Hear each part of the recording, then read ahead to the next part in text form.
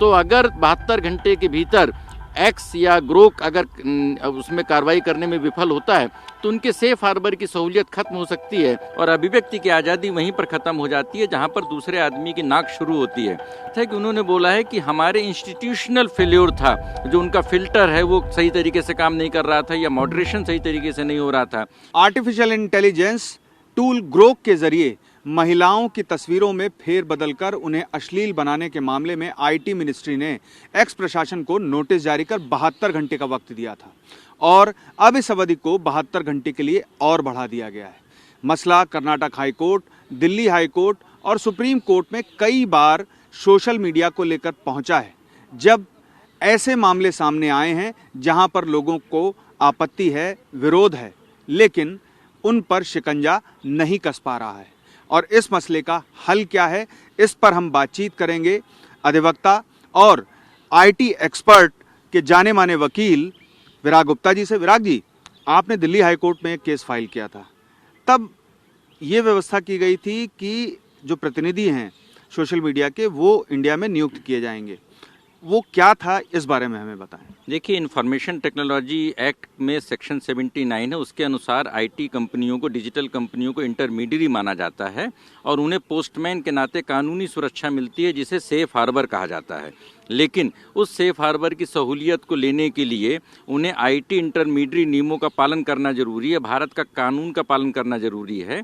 और IT intermediary नियम पहली बार 2011 में बने थे और उनके इन्फोर्समेंट के लिए के.एन. गोविंदाचार्य की दिल्ली हाई कोर्ट में याचिका थी, जिस पर मैंने बहस किया था और उसमें दिल्ली हाई कोर्ट ने कई महत्वपूर्ण आदेश पारित किए थे।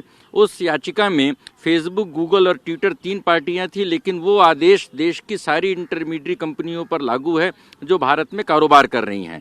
तो उस आदेश के अनुसार इन कंपनियों को भारत में शिकायत अधिकारी की नियुक्ति करना जरूरी हो गया था और जिससे कि महिलाओं और बच्चों की साइबर जो वर्ल्ड में सुरक्षा हो सके।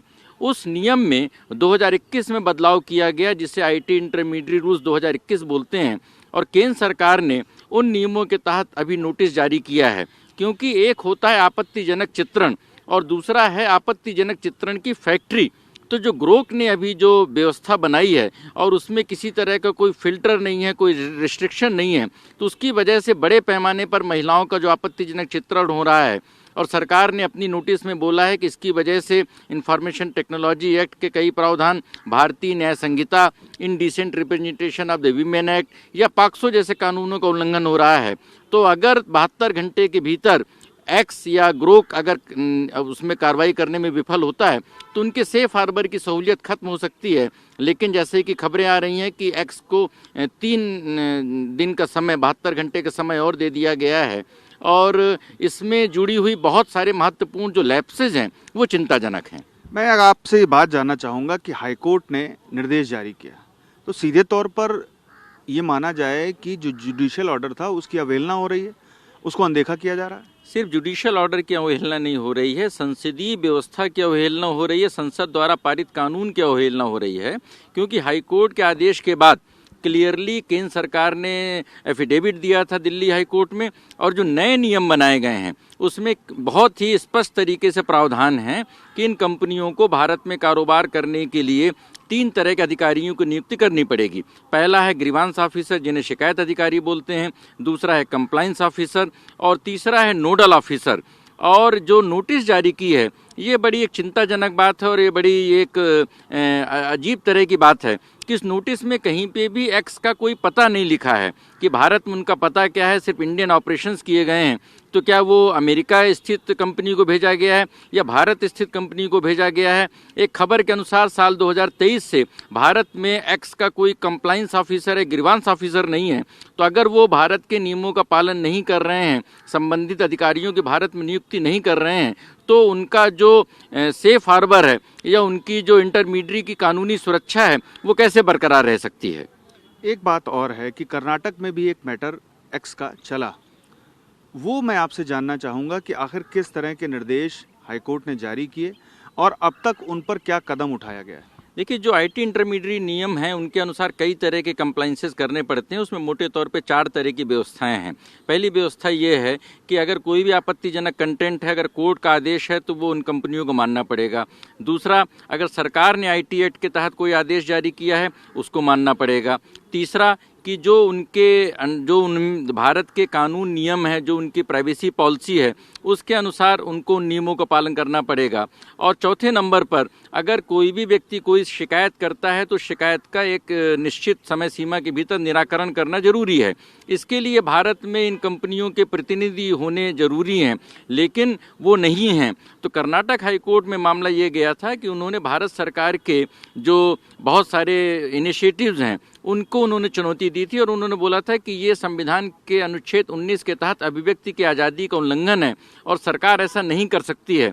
लेकिन यह समझने की बात है कि अश्लीलता, हिंसा या आपत्तिजनक कंटेंट को अनुच्छेद 19 के तहत कोई भी संवैधानिक सुरक्षा नहीं मिली हुई है और ये कंपनियां इंटरमीडियरी होने के नाते इंटरमीडियरी नियमों के पालन करने के लिए कानूनी तौर पर बाध्य हैं।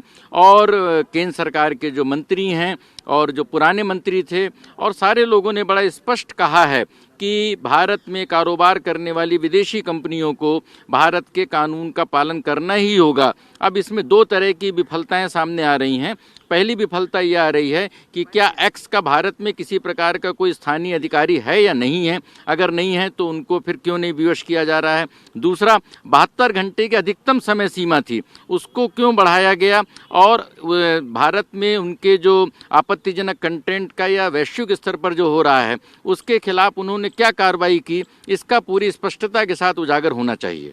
एक जो लगातार दलील दी जाती है अभिव्यक्ति की स्वतंत्रता की, क्या संतुलन की आवश्यकता नहीं है? क्योंकि अगर कानून ज़्यादा सख्त होंगे तो जाहिर सी बात है कि अभिव्यक्ति की जो स्वतंत्रता है वो कहीं ना कहीं प्रभावित होगी, और जबकि दूसरी तरफ अगर ये स्वतंत्रता निर्बाध हो जाएगी और उस पर कोई अंकुश नहीं होगा तो जैसा महिलाओं की तस्वीरें सामने आ रही हैं वैसी घटनाएं लगातार होंगी। तो ऐसी स्थिति में संतुलन कैसे कायम हो, ये मैं आपसे जानना चाहूँगा। देखिए, फेक न्यूज़, हेट न्यूज़, आपत्तिजनक जो खबरों का जो सर्कुलेशन है, इसको वैश्विक स्तर पर महामारी माना गया है और जो अभिव्यक्ति की आज़ादी है उसमें संविधान में ही बहुत सारे एक्सेप्शंस दिए गए हैं और अभिव्यक्ति की आज़ादी वहीं पर ख़त्म हो जाती है जहां पर दूसरे आदमी की नाक शुरू होती है।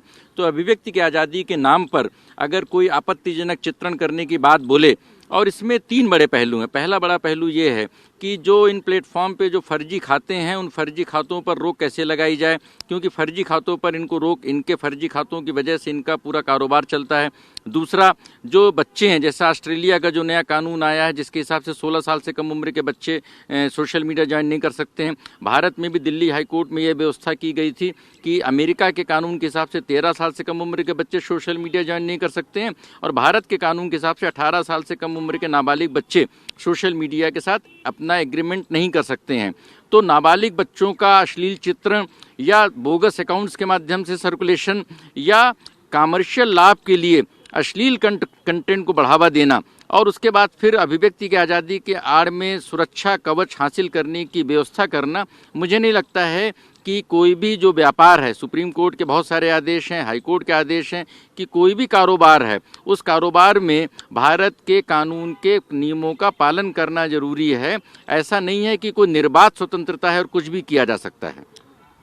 इस घटना के बाद, यानी कि जो लगातार एक्स में महिलाओं के अश्लील चित्रण आ रहे थे, उसके बाद जब नोटिस जारी किया गया आईटी मिनिस्ट्री की तरफ से, तब जो एक्स के प्रमोटर हैं और ओनर हैं एलन मस्क, उनकी तरफ से एक बयान आया कि ऐसा जो भी करेगा उसके खिलाफ एक निर्धारित सीमा के बाद एक्शन होगा। तो उसको किस तरह से देखते हैं आप? देखिए, उन्होंने जो बयान दिया है वो वैश्विक स्तर पर दिया है, भारत की नोटिस के पर्टिकुलरली जवाब में नहीं दिया है, क्योंकि भारत की नोटिस लिखित नोटिस जारी की गई है और उस लिखित नोटिस का लिखित तौर पर स्पष्टीकरण होना जरूरी है और उनको अपना साइबर ऑडिट करना भी जरूरी है कि किस तरीके से ये चीज़ें हो रही हैं। दूसरी बात उसमें यह है कि एक्स की 2 कंपनियां हैं, एक है ट्विटर जिसको अभी एक्स बोलते हैं और दूसरा है एआई के जो प्लेटफॉर्म है जो एक्स एआई उनकी सब्सिडरी कंपनी है। तो ये जो नोटिस है ये दोनों कंपनियों को दी गई है। और जो तीसरी बड़ी बात है कि उन्होंने बोला है कि हमारे इंस्टीट्यूशनल फेल्योर था, जो उनका फिल्टर है वो सही तरीके से काम नहीं कर रहा था या मॉडरेशन सही तरीके से नहीं हो रहा था। एक दिलचस्प बात ये है कि जो गूगल के जो एआई प्लेटफॉर्म हैं, जो इमेजिंग वाले हैं, या चैट जीपीटी ओपन एआई का जो प्लेटफॉर्म है, वहाँ पर निर्धारित सुरक्षा कवच बनाए गए हैं। तो ये एक इन्होंने जो एआई के माध्यम से एक भस्मासुर खड़ा किया है, उस एआई के भस्मासुर को कमर्शियल लाभ के लिए खड़ा किया गया है। और उसमें उन्हें अपने इंस्टीट्यूशनल सिस्टम को ठीक करने के साथ, चूँकि भारत दुनिया का सबसे बड़ा उनका बाजार है, तो भारत के नियमों के अनुसार उन्हें इस सुरक्षा को सुनिश्चित करने की ज़रूरत है। और ये एक सरकार के लिए भी एक मिसाल बननी चाहिए कि इस मामले में समुचित कार्रवाई करने की वजह से जो दूसरी डिजिटल कंपनियां हैं, जो दूसरे एआई प्लेटफॉर्म हैं, वो आगे चल करके और वो भारत के कानूनों की अवहेलना नहीं कर सकते हैं। एआई को लेकर के सरकार एक कानून लाने की तैयारी में है। आखिर कितना ज़रूरी है ये, क्योंकि मौजूदा समय ये देखा जा रहा है कि लगातार एआई के दुरुपयोग बड़े पैमाने पर सामने आ रहे हैं। देखिए, एआई के कानून की जो बात आ रही है, और दिक्कत ये है कि जिस तरीके से हर 6 महीने में मोबाइल का मॉडल बदलता है, उसी तरीके से टेक्नोलॉजी बदल रही है। और सरकार जब तक कानून लाने की बात सोचती है, कानून लाती है, तब तक नए तरीके की टेक्नोलॉजी आ जाती है। तो एआई से संबंधित किसी भी कानून की सफलता के लिए भारत में डेटा सुरक्षा कानून को सफल बनाना जरूरी है। डेटा सुरक्षा कानून के लिए सुप्रीम कोर्ट के 9 जजों ने साल 2017 में पुट्टास्वामी मामले में जजमेंट दिया था, जिसको पालन में 7 साल का विलंब हुआ। और 2023 में जब संसद से कानून बना, उसके 2 साल बाद अभी नियम बने हैं, और उसके बाद उन नियमों को जारी करने की बात की गई है, लेकिन नियमों के अनुपालन के लिए फिर 18 महीने का समय दे दिया गया है। तो एआई का कोई भी कानून, उसका जो बेसिक एबीसीडी है वो डेटा सुरक्षा कानून है। एक दूसरे कानून की बात हो रही है, डिजिटल इंडिया कानून की बात हो रही है। और अगर डिजिटल इंडिया कानून बन जाएगा तो जो आईटी एक्ट है वो बोला जा रहा है कि 25 साल पुराना है, जो कि अब अप्रासंगिक हो गया है। तो टेक्नोलॉजी जिस तेज़ी से उछाले मारकर बढ़ रही है वो एक अच्छी बात है, लेकिन जो संसदीय व्यवस्था में कानून बनाने की प्रक्रिया है वो कछुए की तरह धीमी रफ्तार से भी नहीं बढ़ रही है। इस मिसमैच की वजह से विषमता बढ़ रही है। इस मिसमैच की वजह से देखिए, एक सबसे बड़ी बात है कि भारत का संविधान समानता की बात करता है, स्वतंत्रता, समानता और न्याय। तो स्वतंत्रता, समानता, न्याय में अभिव्यक्ति की आज़ादी सभी लोगों को है, लेकिन प्रिंट मीडिया हो या टेलीविज़न मीडिया हो या डिजिटल मीडिया हो, तो यहाँ पर आज़ादी के पैमाने अलग अलग नहीं हैं। जो पैमाना आज़ादी का प्रिंट मीडिया में, अगर आप प्रिंट मीडिया में कोई गाली नहीं दे सकते हैं तो डिजिटल मीडिया में भी नहीं दे सकते हैं।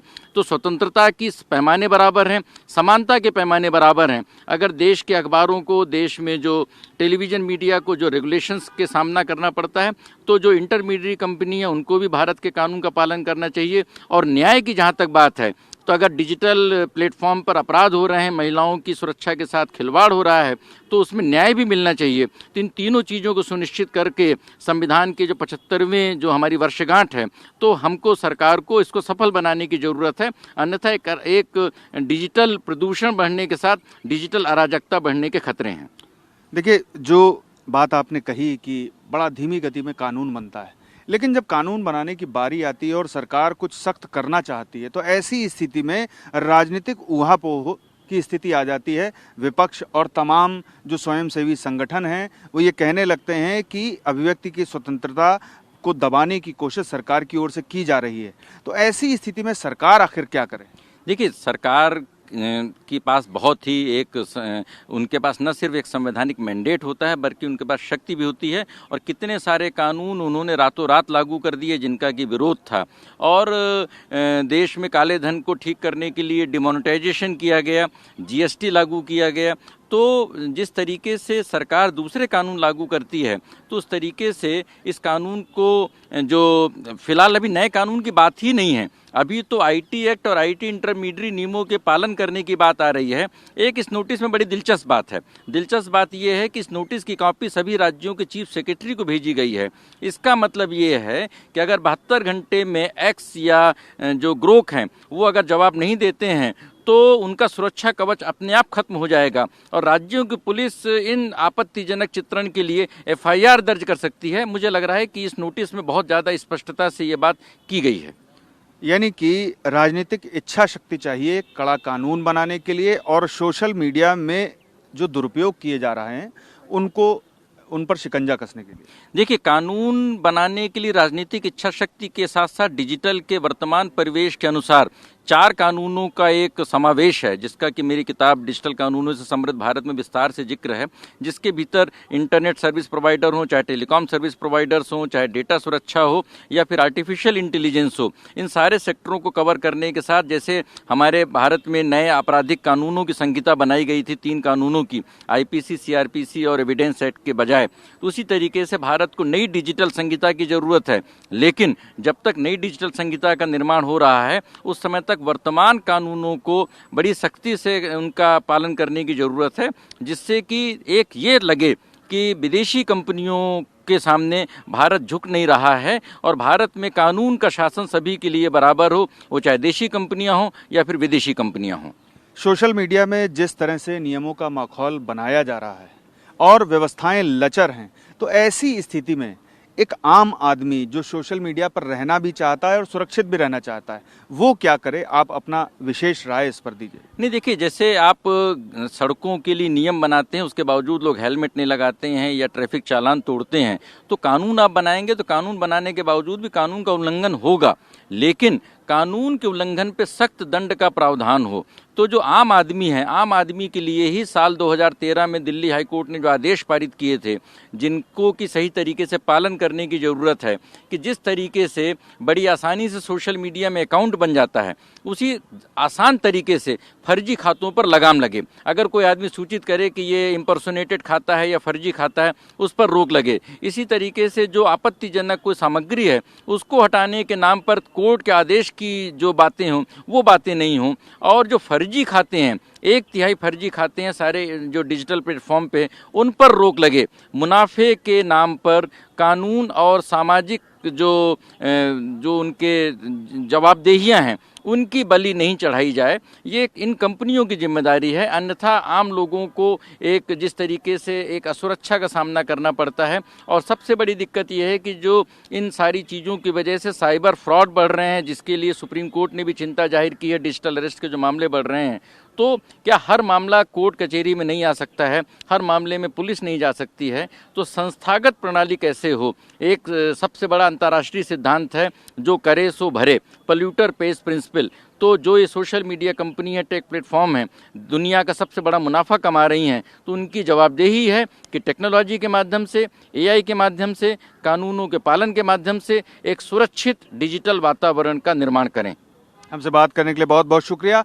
तो अब आप ख्याल रखें कि सोशल मीडिया का इस्तेमाल करते वक्त ये ध्यान रहे कि आप ऐसे घेरे में हैं जहां सिर्फ देश ही नहीं, दुनिया भर में कोई भी आपकी तस्वीर और आपके कंटेंट से छेड़छाड़ कर सकता है, और अगर नियमों का उल्लंघन होता है तो सरकार एक्शन में ज़रूर आएगी।